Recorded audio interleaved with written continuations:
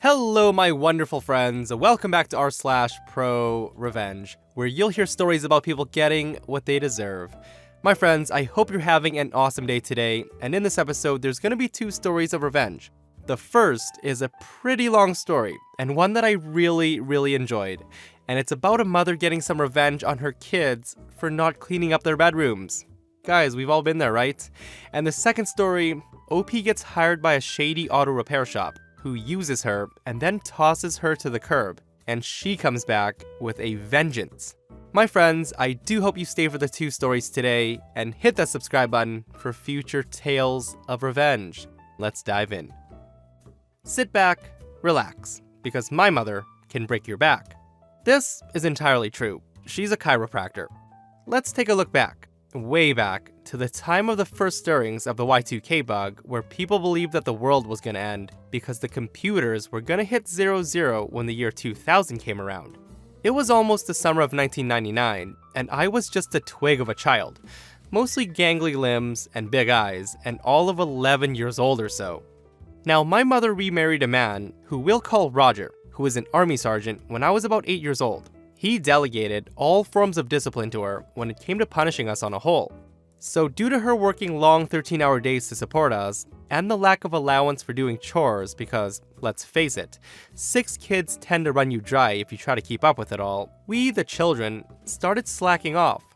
This did not sit well with my mother, who used her usual threats of, "I will go into your rooms and whatever's on the floor goes in the garbage." This is something we had heard all of our lives. But us younger kids, we totally believed that she would do it. Until this one faithful day. It was gorgeous outside, the sun was shining, and spring had brought new leaves to the trees, and all the neighborhood kids could be heard screaming through the streets because the 90s were a time of uncontrolled childhood chaos, where parents happily released their spores into the wild and drank wine, and they didn't have to think about their hellspawn until the streetlights flickered on. Unfortunately for us, my mother decided that this gorgeous weekend day was best used for picking up the slack that we let get away from us. She demanded we clean our rooms while repeating that well-known phrase that we all knew and despised. She demanded that we take responsibility while she went to my uncle's place for a few hours to help him move some things around. I remember her saying this exact phrase, "If I get home and your rooms aren't clean, I'll throw away everything on the floor into the garbage." We groaned, we whined, we relented, and started to comply. After a while, my mom left to go to my uncle's. I was cleaning my room and then noticed that my sister Natalie wasn't. The stone cold and wisest of the elder sisters just ignored the order.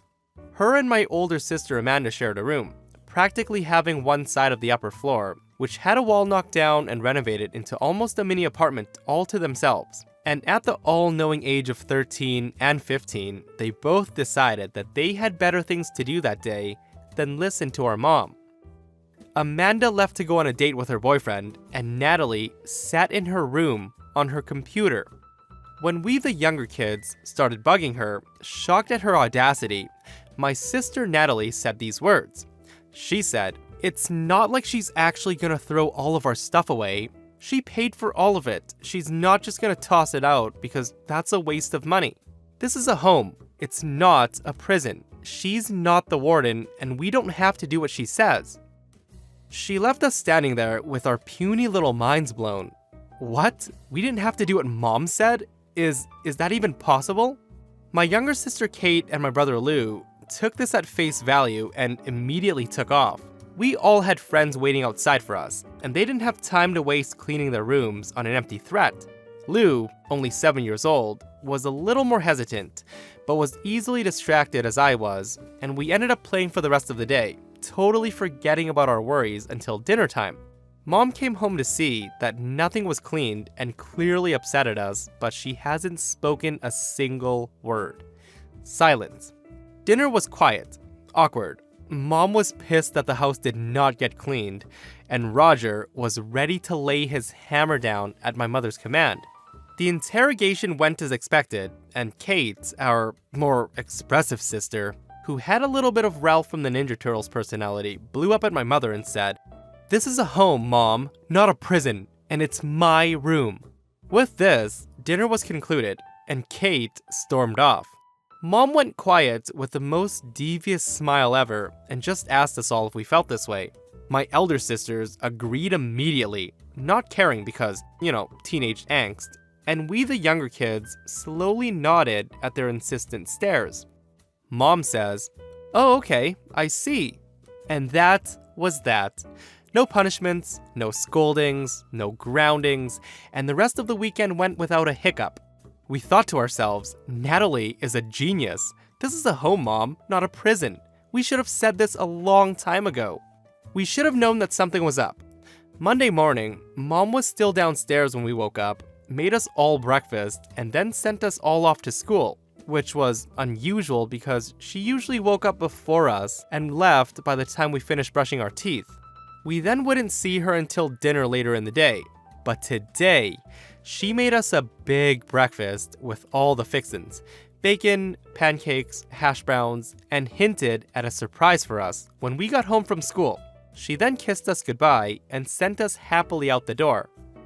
Now, I'm sure all of you are thinking that I should get on with it. What was the revenge and how does it fit into Pro? Well, I'll tell you. So my mom's revenge. While we were at school, Mom got Roger and some of his friends to come in and got rid of everything that would be enjoyable to a child. The basement was emptied and cleaned. All the computers, video games, Game Boys, CD players, radios, and TVs were taken. Dressers and closets were emptied, toys were tossed, colorful blankets and sheets removed from the beds. They even took decorations, pencils, coloring tools, papers, scissors, and glue. Basically any and all craft supplies were gone. When we returned home, Roger was in his military uniform and accosted us as we came through the door. He pinned us to the wall and frisked each of us. Backpacks, candy, and everything we had on us was taken. My mother then handed us some gray pajamas and ordered us to march into the bathroom to change. We were terrified, but we complied. I remember seeing the living room so bare. The piano was gone, along with the TV. The puzzles and games that were usually kept in the room were gone from the shelves. The bathroom was no better. The bathroom was completely bare, except for Head & Shoulders shampoo and a bar of soap, and for some reason, it smelled strongly of bleach. We were then sat down on lawn chairs, the couch occupied by my stone-cold mother, as we waited for every child to arrive in silence. We watched as my mother tossed all of our clothes into a garbage bag. All toys and art supplies from our backpacks followed. Roger stood there in his army uniform with the scariest expression as my mother went through our new itinerary for life from now on. Welcome to the month of hell. For 30 days, we were to wake up at dawn, do some physical exercise in the basement led by Roger. After exercising, we were to have breakfast, which is to be the same thing every day. Plain oatmeal, no sugar, and then sent off to school. Drop-off was made to the classrooms by Roger and pick up at the moment the bell goes off at the end of the day. Lunch is roast beef sandwiches, barely any mayo, and lettuce. School has been informed to not give us anything else, and to take away anything not given to us by our parents. Once home, we are each assigned a room to clean, and our backpacks are immediately taken and checked for contraband. If our room is clean, we would have to go to the yard and play. A half-deflated soccer ball is a toy, nothing else. If we leave the fenced-in area, you would get extra punishment. No friends, no phone calls, no escape. Dinner was peas, corns, beans, and mystery meat. No butter, no salt, or ketchup was allowed. I'll never forget what Mom said to us at the end of the first day. She said, "You don't take care of your home? You don't deserve your home. Welcome to prison."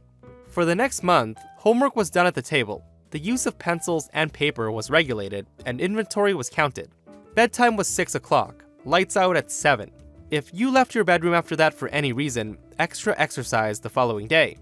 Uniform was to be maintained. Hair was to be maintained. Our grades must stay high. No excuses, no exceptions. By the time a week was up, she had broken us.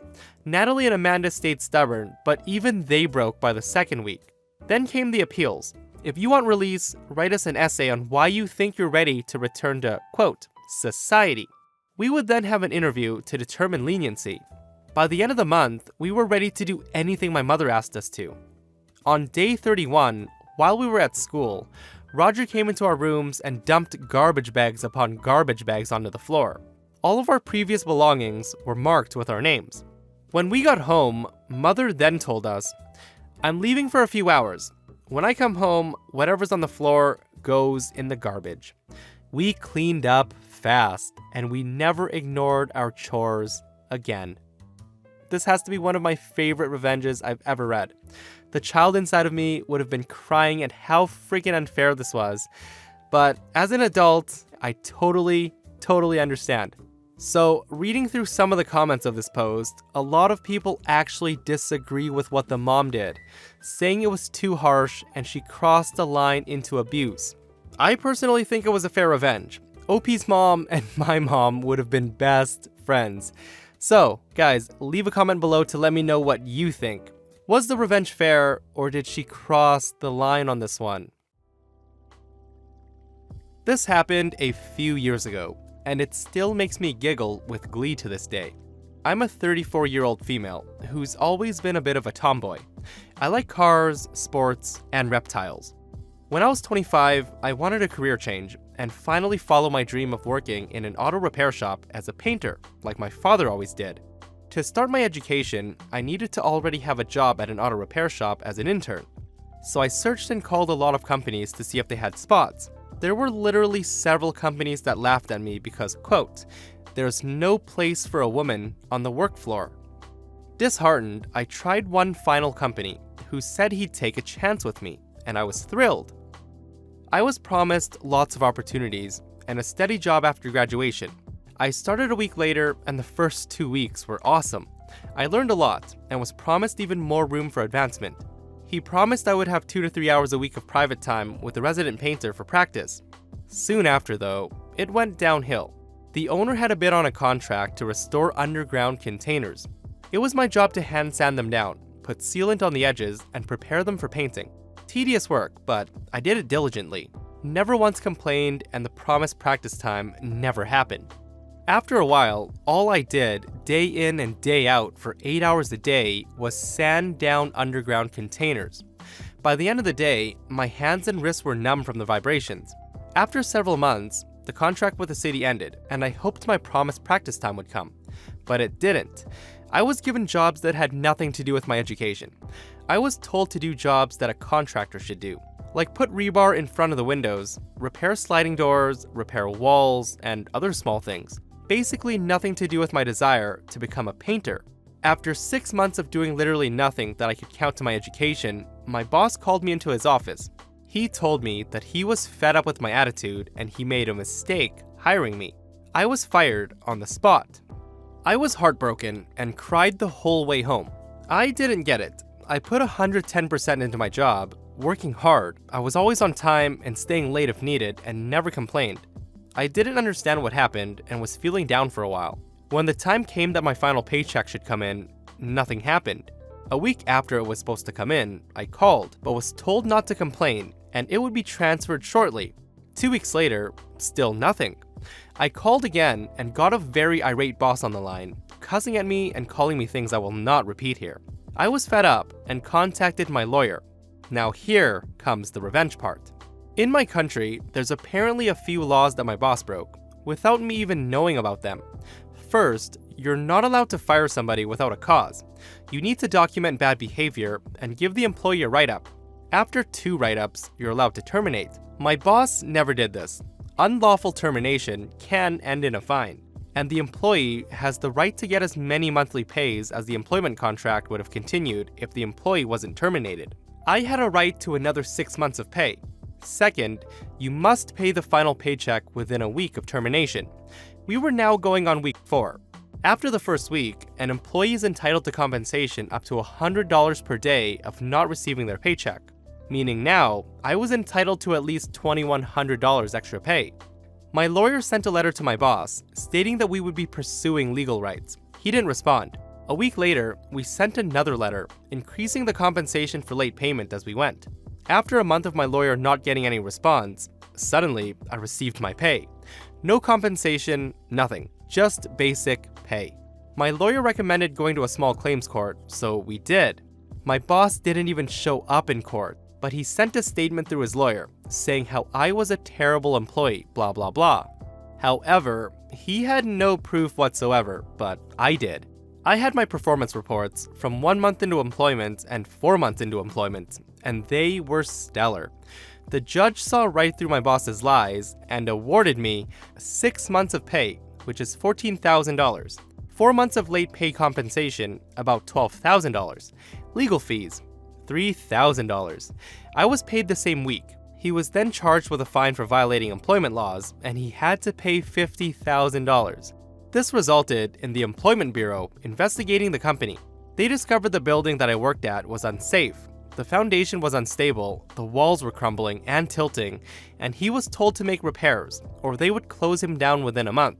By accident, they discovered he was also cheating on his taxes, so the tax agency got involved. He got charged with embezzlement and tax evasion for both of his companies. He had to pay back all the taxes he evaded, coming to a staggering $250,000 over several years. He didn't have that kind of money, and after struggling for about 2 months, which resulted in him not paying other employees, he went belly up. Both businesses shut down, and the building I worked at even got demolished. 7 years later, it's still an empty plot, and if I ever feel put down by somebody, I take a short drive to that place, and it reminds me, people will sometimes get what they deserve. What an absolutely savage revenge. I do love reading revenges on shady business owners. I've dealt with a few in my life and always wish something like this would happen to them. My friends, and that brings us to another end of r/ProRevenge. If you missed the last episode of r/ProRevenge, a racist couple tries to get an immigrant family evicted, and it backfires so hard on them. If you haven't seen it, go check it out, and I'll see you guys in the next one.